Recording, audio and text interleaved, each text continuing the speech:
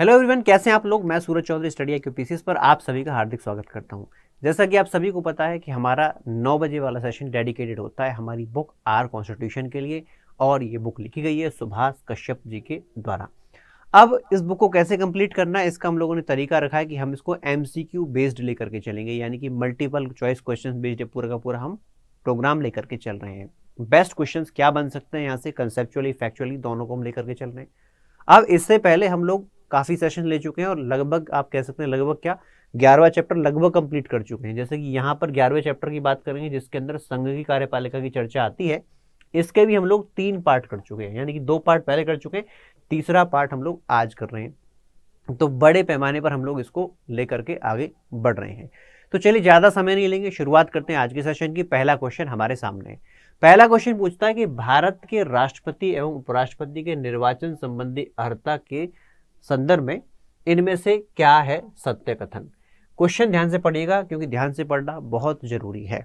कई बार होता है कि बच्चे को आता सब कुछ है लेकिन वो थोड़ी सी लापरवाही हो जाती है, फिर क्वेश्चन गलत हो जाता है। सेम मेंस में होता है, पीटी के अंदर भी रहता है।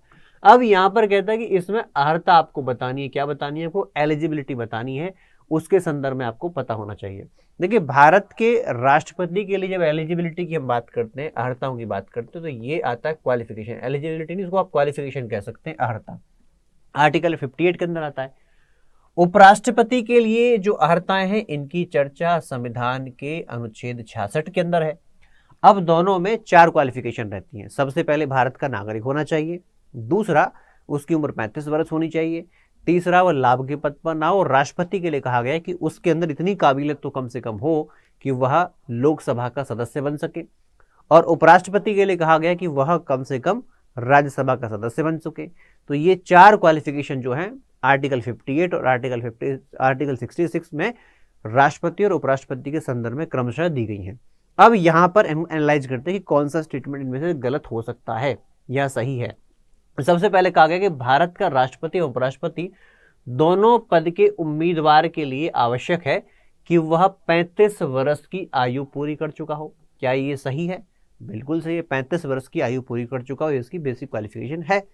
दूसरा कहा गया कि राष्ट्रपति पद के उम्मीदवार के लिए आवश्यक है कि वह लोकसभा सदस्य बनने की योग्यता रखता हो, जबकि उपराष्ट्रपति पद के लिए आवश्यक है कि वह राज्यसभा सदस्य बनने की अर्हता रखता हो। क्या ये सही है? ये भी बात हमने बताया कि अभी भी सही है। तीसरा कहता है कि राष्ट्रपति पद के लिए जरूरी है कि वह लोकसभा अथवा राज्यसभा किसी का भी सदस्य बनने की अर्हता रखता हो।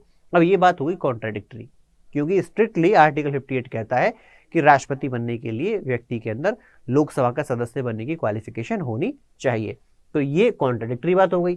तो ये वाली स्टेटमेंट जो है तीसरी वाली, ये हो जाती है गलत। यानी कि हमारे पास आंसर क्या बनेगा?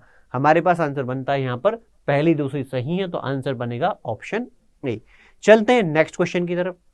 नेक्स्ट क्वेश्चन क्या कहता है? नेक्स्ट क्वेश्चन कहता है कि भारत के उपराष्ट्रपति पद के संबंध में सत्य कथन आपको बता देना है। पहला क्या कहता है? पहला कथन है उपराष्ट्रपति के निर्वाचन में संसद के दोनों सदनों के सिर्फ निर्वाचित सदस्य भाग लेते हैं। क्या कहता है? यहां पर स्टेटमेंट को ध्यान से पढ़ना। ये स्टेटमेंट सिर्फ एक शब्द की वजह से गलत हो गई। जैसे कि अगर मैं राष्ट्रपति के चुनाव की बात करूं तो राष्ट्रपति के चुनाव में क्या कहा गया है? वहां पर सिर्फ निर्वाचित सदस्य आते हैं। कौन से? लोकसभा के, राज्य एवं केंद्र शासित राज्यों के, जहां पर विधानसभाएं हैं उनके सदस्य आते हैं, चुने हुए सदस्य आते हैं। लेकिन अगर मैं उपराष्ट्रपति की बात करूं तो उपराष्ट्रपति के चुनाव में लोकसभा राज्यसभा दोनों के सदस्य आते हैं, यानी कि संसद के सदस्य आते हैं। निर्वाचित होना ना होना उसमें कोई फर्क नहीं पड़ता। तो यहां पर जो एक शब्द आ गया कि सिर्फ निर्वाचित सदस्य होते हैं, इस वजह से ये स्टेटमेंट गलत हो जाती है। निर्वाचित सदस्य तो आते ही हैं लेकिन सिर्फ निर्वाचित आएंगे, ये स्टेटमेंट गलत हो गई। दूसरा कहता है कि उपराष्ट्रपति का चुनाव आनुपातिक प्रतिनिधित्व प्रणाली और साथ में एकल संक्रमणीय मत के द्वारा होता है, सिंगल ट्रांसफरेबल वोट, और साथ में प्रोपोर्शनल रिप्रेजेंटेशन सिस्टम, इसके द्वारा उपराष्ट्रपति का चुनाव होता है। क्या ये बात सही है? ये बात 100% सही है। चाहे राष्ट्रपति का चुनाव हो चाहे उपराष्ट्रपति का चुनाव हो, इन दोनों के साथ साथ गुप्त मतदान यानी कि सीक्रेट बैलेट के द्वारा ये किया जाता है। तो ये बात बिल्कुल सही हो जाती है। तीसरा स्टेटमेंट कहता है कि उपराष्ट्रपति के संबंध में उपबंध है कि वह संसद के किसी भी सदन का सदस्य नहीं होगा। वह संसद के किसी भी सदन का सदस्य नहीं होगा। क्या उपराष्ट्रपति लोकसभा का सदस्य होता है? क्या वह राज्यसभा का सदस्य होता है? हालांकि अगर हम उपराष्ट्रपति का राज्यसभा से संबंध देखें तो आर्टिकल 64 साफ साफ कहता है कि राज्यसभा के लिए क्या होगा, एक पदेन अध्यक्ष होगा। कौन होगा? वह होता है भारत का उपराष्ट्रपति। ये बात तो है, लेकिन कहीं ऐसा नहीं लिखा कि उपराष्ट्रपति राज्यसभा का सदस्य होगा, यानी कि राज्यसभा का सदस्य वो हो भी नहीं सकता, याद रखना, उसके लिए ये संभव नहीं है। तो ये बात बिल्कुल सही है। फिर कहता है कि उपराष्ट्रपति राज्यसभा का सदस्य होता है, क्या होता है? नहीं होता। ठीक है ना भाई, तो ये सदस्य नहीं होगा। यहाँ पर किसी भी सदन का और राज्यसभा का सदस्य होता है, तो ये इसकी कॉन्ट्राडिक्टरी स्टेटमेंट आ गई, ये इसकी कॉन्ट्राडिक्टरी स्टेटमेंट है। तो सही क्या है हमारे पास? दूसरा और तीसरा सही है। इस हिसाब से हमारा आंसर क्या बनेगा? इस हिसाब से हमारा आंसर बन जाता है ऑप्शन सी। चलते हैं नेक्स्ट क्वेश्चन की तरफ। नेक्स्ट क्वेश्चन कहता है निम्नलिखित कथनों पर आप विचार कीजिए, विचार करके बताइए कि इनमें से कौन सा कथन सत्य है। सबसे पहले कहा गया कि उपराष्ट्रपति को हटाने से संबंधित संकल्प संसद के किसी भी सदन में लाया जा सकता है, रखा जा सकता है। देखिए, उपराष्ट्रपति का जो कार्यकाल है वो आर्टिकल 67 में बताया गया है, उसको हटाने की प्रक्रिया भी हुई है, कोई जटिल प्रक्रिया नहीं है, लेकिन कुछ खास बातें ध्यान रखनी है। क्योंकि उपराष्ट्रपति राज्यसभा का पदेन सभापति होता है, इसलिए उसको हटाने का जो प्रावधान है उसमें रखा गया है कि इसको हटाने के लिए जो प्रस्ताव आएगा वो सीधा कहां पर आएगा? सबसे पहले राज्यसभा के अंदर आएगा। लोकसभा के अंदर प्रस्ताव नहीं ला सकते, ये प्रस्ताव राज्यसभा के द्वारा लाया जाता है। तो ये बात हो जाती है गलत, यानी कि यहां पर क्या है, किसी भी सदन के अंदर नहीं ला सकते, सिर्फ राज्यसभा के अंदर ही प्रस्ताव आ सकता है। दूसरा कहता है कि उपराष्ट्रपति को हटाए जाने से संबंधित संकल्प को राज्यसभा में विशेष बहुमत से पारित होना आवश्यक होता है। क्या विशेष बहुमत की आवश्यकता पड़ती है?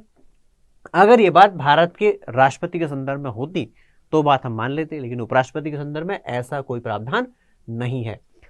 तीसरा कहता है कि उपराष्ट्रपति को हटाने से संबंधित संकल्प राज्यसभा द्वारा पारित किए जाने के बाद यह भी जरूरी है कि लोकसभा उस प्रस्ताव का समर्थन करे। कि राज्यसभा से तो प्रस्ताव पारित हो गया, राज्यसभा के प्रस्ताव पारित होने के बाद लोकसभा उसको सपोर्ट जरूर करती है साधारण बहुमत से। तो ये बात बिल्कुल सही है, ये स्टेटमेंट सही आती है। तो यहां पर दिए गए आंसर में से क्या होगा कि केवल तीसरा स्टेटमेंट सही है, और इसीलिए हमारा आंसर क्या बनेगा? हमारा आंसर बन जाएगा डी, यानी कि केवल तीसरा ही सही है। चलते हैं नेक्स्ट क्वेश्चन की तरफ। नेक्स्ट क्वेश्चन कहता है कि निम्नलिखित में से कौन सा कथन असत्य है। इस बात को ध्यान से पढ़िएगा। इस बार क्या कहता है? असत्य कथन बताना है आपको। देख लेते हैं चारों स्टेटमेंट में से कौन सा सही है, कौन सा गलत है। सबसे पहले कहता है कि उपराष्ट्रपति राज्यसभा के सभापति के तौर पर राज्यसभा की बैठकों की अध्यक्षता करता है। काम ही इसका यही है भाई, इसीलिए तो होता है। तो ये बात सही है, आर्टिकल 64 का मैंने आपको रेफरेंस दिया था। दूसरा कहता है कि उपराष्ट्रपति को राज्यसभा की कार्यवाहियों में मतदान का अधिकार होता है। क्या ये संभव है? चाहे लोकसभा के अध्यक्ष हो या फिर राज्यसभा के सभापति हो, जब तक आप उस प्रिजाइडिंग ऑफिसर की चेयर पर बैठे हुए हो तब तक आपके पास ऐसा कोई अधिकार नहीं होता है। बात समझ में आती है? यही नहीं, अगर उपसभापति भी सभा की कार्यवाही के अंदर बैठा हुआ है, बैठा होने का मतलब पद वहां पर प्रिजाइडिंग ऑफिसर की चेयर पर बैठा हुआ है और कार्रवाई को संचालित कर रहा है, तो उस केस में वो भी मतदान नहीं करता। याद रखना इस बात को, ठीक है भाई। चलिए, इसके बाद आता है उपराष्ट्रपति राज्यसभा का सदस्य नहीं होता है। उपराष्ट्रपति राज्यसभा का सदस्य नहीं होता, ये बात तो हमने अभी बात कही थी। तीसरा कहता है कि उपराष्ट्रपति को निर्णायक मत डालने का अधिकार मिला हुआ है। निर्णायक मत का मतलब क्या है? मान लीजिए किसी दिन सदन के अंदर सदस्य जब आए तो वो सदस्यों की संख्या 220 थी। अब मतदान हुआ किसी विधेयक को लेकर के। मतदान जब हुआ तो यहां पर 110 सदस्यों ने तो ये कहा कि हम इस विधेयक को पारित करना चाहते हैं, वो उसके फेवर में चले गए, यस वोट कर दिया।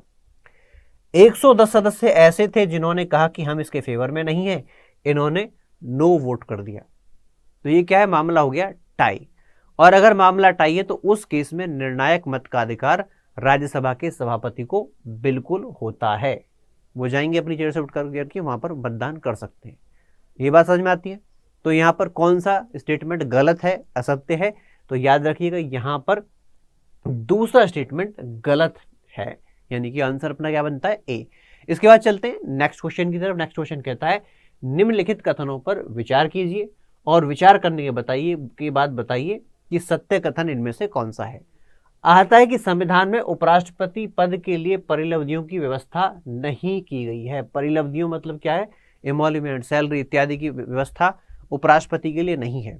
ऐसा तो नहीं है, व्यवस्था तो है। आज के टाइम पर उपराष्ट्रपति को 4 लाख रुपए सैलरी मिलती है, लेकिन क्या ऐसा कोई वर्णन भारत के संविधान में है? तो बात सही है कि भारत के संविधान में तो ऐसा वर्णन नहीं आता है।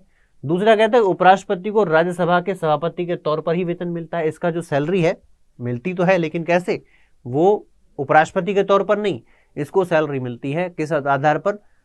राज्यसभा के सभापति के आधार पर। किस पर? राज्यसभा के सभापति के आधार पर। एक्चुअल में काम ही इनका ही है, तो ये बात भी बिल्कुल सही है कि इसी आधार पर इनको सैलरी मिलेगी।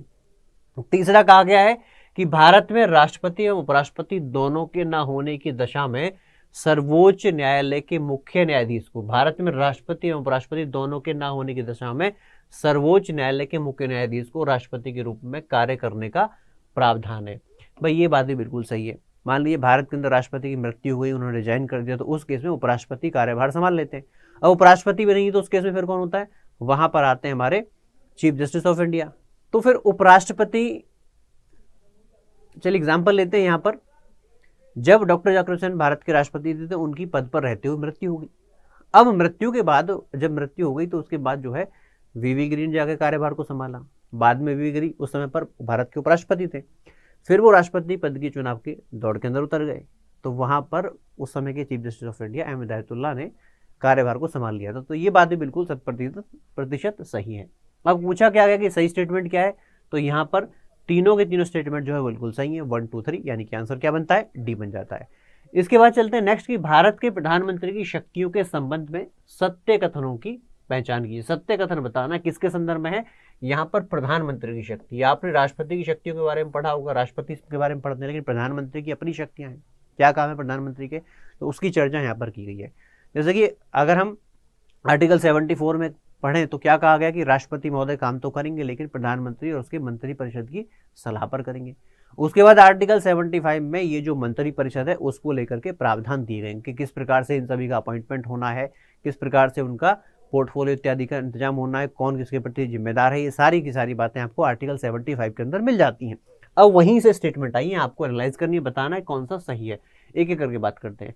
सबसे पहले कहा गया कि राष्ट्रपति द्वारा अन्य मंत्रियों की नियुक्ति प्रधानमंत्री की सलाह पर ही की जाती है। ये बात बिल्कुल सही है, क्योंकि भारत के प्रधानमंत्री को देश की जनता तो चुनती नहीं है, देश की जनता अपने प्रतिनिधि चुनती है, लोकसभा की सांसद चुनती है। ये लोकसभा के सांसद क्या करते हैं? अपने दल का नेता चुन लेते हैं, उसको आप कहते हैं प्रधानमंत्री, जिसके पास बहुमत होता है। बहुमत दल का नेता कौन? प्रधानमंत्री। अब प्रधानमंत्री की नियुक्ति होती है भारत के राष्ट्रपति के द्वारा। किसके आधार पर? उस दल के बहुमत के आधार पर। दूसरी बात, जब प्रधानमंत्री को टीम चाहिए तो टीम के लिए वो रेकमेंड करता है कि भाई मेरे साथ में हम इस व्यक्ति को गृह मंत्री बनवाना चाहते हैं, इस व्यक्ति को हम खेल मंत्री बनवाना चाहते हैं। तो प्रधानमंत्री रेकमेंड करता है और उसी रेकमेंडेशन के आधार पर मंत्रियों की अपॉइंटमेंट हुआ करती है। तो ये बात बिल्कुल सही है। दूसरा कहता है कि यदि कोई मंत्री प्रधानमंत्रियों की नीति से सहमत नहीं है तो प्रधानमंत्री को अधिकार है कि वह उससे त्याग पत्र की मांग कर ले। बोले तुमको हम पसंद नहीं आ रहे, तुम जा सकते छोड़ करके। क्यों? क्योंकि प्रधानमंत्री के पास पूरे दल का बहुमत है। तो जो उससे सहमत नहीं है वो जा सकता है, मंत्री पद से इस्तीफा दे सकता है। और कोई अड़के रहना चाहता है कि मैं नहीं हटूंगा, तो उस केस में क्या होगा? राष्ट्रपति को बोलकर हटवा दिए जाओगे। ठीक है, तो ये बात आपको समझ में आ गई होगी। तीसरा कहते हैं यहाँ पर कि वह मंत्रियों को विभिन्न मंत्रालयों का आवंटन करता है और आवश्यकतानुसार उनमें परिवर्तन करता है। ये बात मैंने आपको बता दी कि कौन कौन सा मंत्री बनेगा, किस व्यक्ति को कौन सा मंत्रालय दिया जाएगा, इसका डिसीजन प्रधानमंत्री ही लेता है, वही रेकमेंड करता है। चौथी स्टेटमेंट है कि यदि प्रधानमंत्री की मृत्यु हो जाती है तो मंत्री परिषद अर्थात सरकार अपने आप विघटित हो जाती है। ये बात भी ध्यान रखना, अगर प्रधानमंत्री की मृत्यु हो जाए तो जो सरकार है वो सरकार विघटित हो जाती है, सरकार तभी भंग हो जाती है। इसीलिए भारत के संविधान में प्रावधान है केयर टेकिंग प्राइम मिनिस्टर का। इसका कहीं ये मतलब नहीं कि लोकसभा का चुनाव दोबारा करवाना पड़ेगा, ऐसा कोई सीन नहीं है। प्रधानमंत्री की मृत्यु हो गई, उस स्थिति में क्या किया जाएगा? केयर टेकिंग प्राइम मिनिस्टर बन जाएगा। फिर दल को टाइम दिया जाता है राष्ट्रपति के द्वारा, अब आप अपना नया प्रधानमंत्री बना दीजिए। नए प्रधानमंत्री बनेंगे, नए प्रधानमंत्री के बाद नए मंत्री बनेंगे। क्योंकि याद रखना, जो मंत्री बने हैं उनको बनवाया था प्रधानमंत्री ने। प्रधानमंत्री ही नहीं है, वो व्यक्ति नहीं है, तो फिर उसका भी अपना वजूद खत्म हो जाता है, मंत्रिमंडल जो है वो विघटित हो जाता है। नया मंत्रिमंडल नए प्रधानमंत्री की सलाह पर बनवाया जाएगा। ये बात अपने को ध्यान रखनी है। ठीक है, तो चाहे वो पंडित नेहरू की मृत्यु हो या इंदिरा गांधी की मृत्यु, उस समय पर यही कार्रवाई की जाती है। तो ये स्टेटमेंट भी बिल्कुल सही है। तो इस तरीके से अपना आंसर क्या बनेगा, इस तरह से आंसर बन जाता है 1, 2, 3 एंड 4 सभी के सभी सही है। इसके बाद चलते हैं नेक्स्ट क्वेश्चन की तरफ। यहाँ पर कहा गया कि निम्नलिखित में से सही कथनों पर विचार कीजिए आप।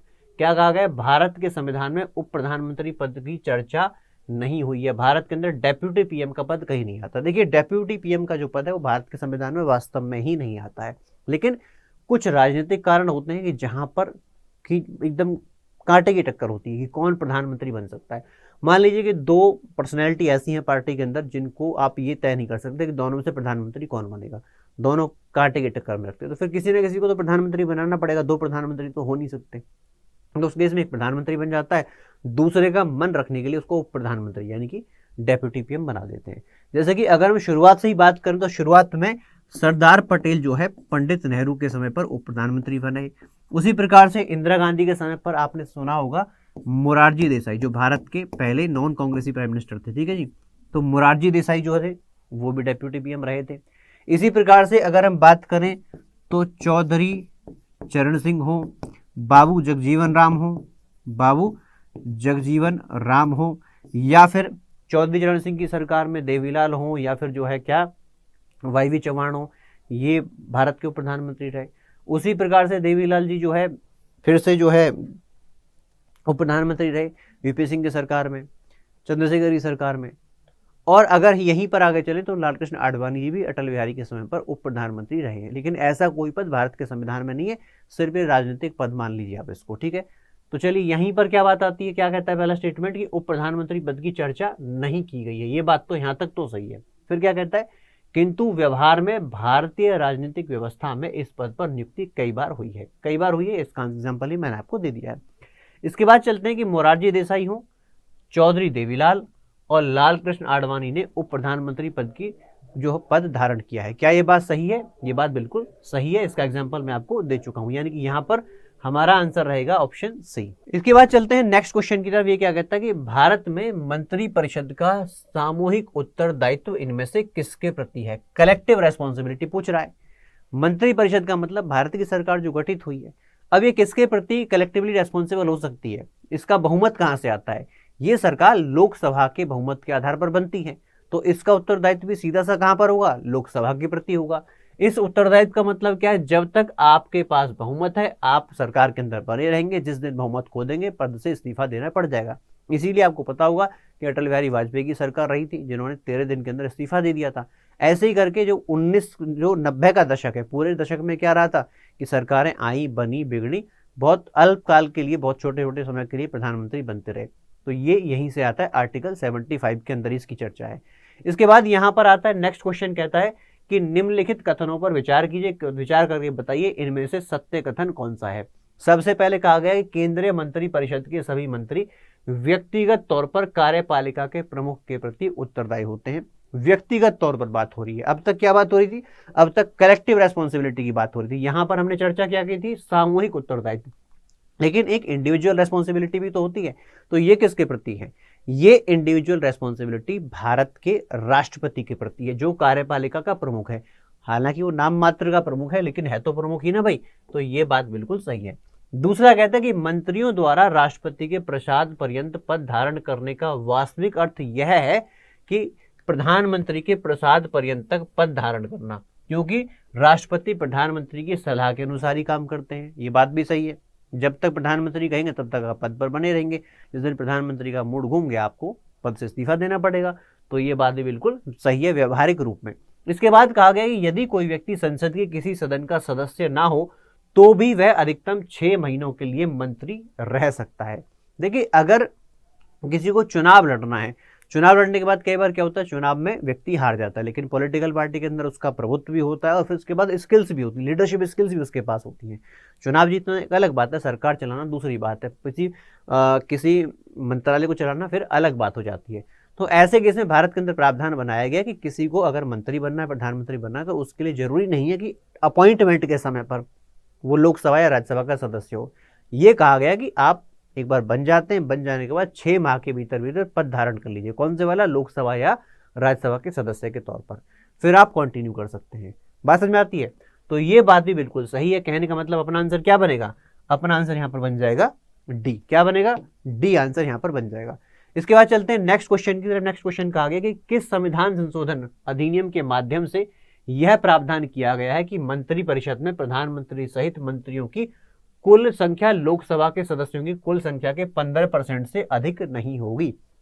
आज के टाइम पर अगर हम मंत्रियों की बात करें तो मंत्रियों की संख्या चाहे वो राज्य के अंदर हो चाहे वो केंद्र के अंदर है, दोनों जगह फिक्स है। और क्या कहा गया है कि इसकी संख्या लोकसभा के कुल जितने सदस्य हैं उससे 15% नहीं होगी।